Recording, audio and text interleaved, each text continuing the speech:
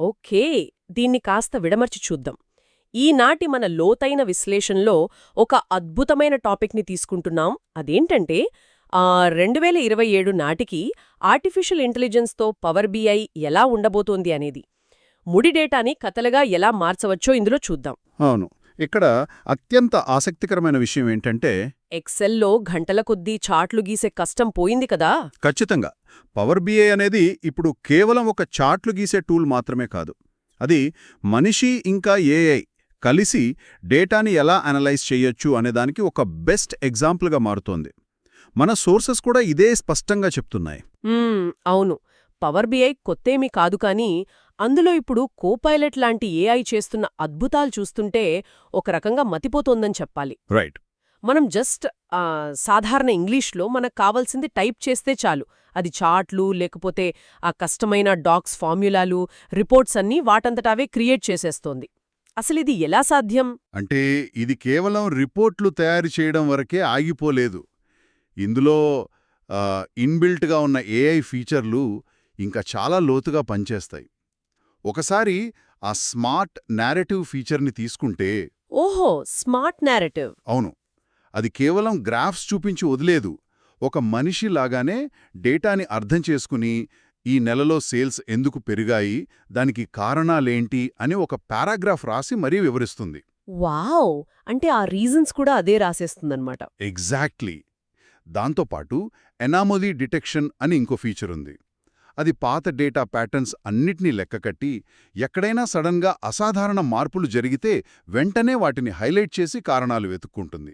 ఇదంతా వెనకాల ఆటోమేటిక్గా జరిగిపోతుంది. భలే ముచ్చటగా ఉంది వినడానికి. ఇదెలా ఉందంటే వంటగదిలో మనకొక సూపర్ అసిస్టెంట్ చెఫ్ని పెట్టుకున్నట్లుంది. ఆహా, అవును. వాళ్ళు కూరగాయలు ఫటాఫట్ తరిగేస్తారో, అన్నీ సిద్ధం చేస్తారో, కానీ ఆ వంటకం రుచి ఎలా ఉండాలి అనేది మాత్రం ప్రధాన షెఫ్ డిసైడ్ చేయాలి కదా.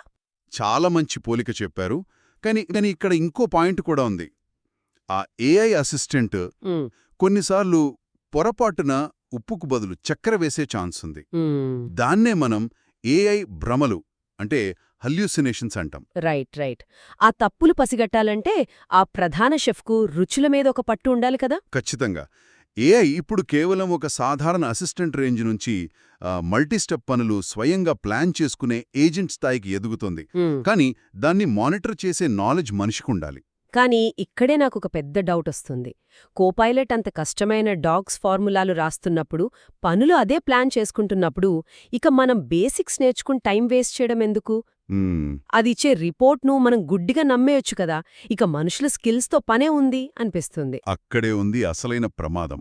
మనం బిగ్గర్ పిక్చర్ చూస్తే AI ఎంత పవర్ఫుల్ అయినా దానికి సరైన డేటా పునాది లేకపోతే కరెక్ట్ రిజల్ట్స్ ఇవ్వలేదు.